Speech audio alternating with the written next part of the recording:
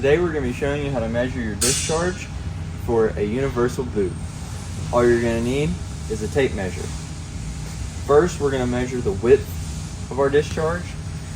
For us, we're going to measure from this point to this point, the largest opening of your discharge.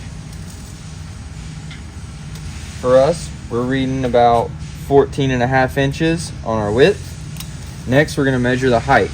We're going to go from the bottom of the deck up to the top of the discharge opening. For us, that's measuring about 5 inches. So our total is going to be 14.5 by 5.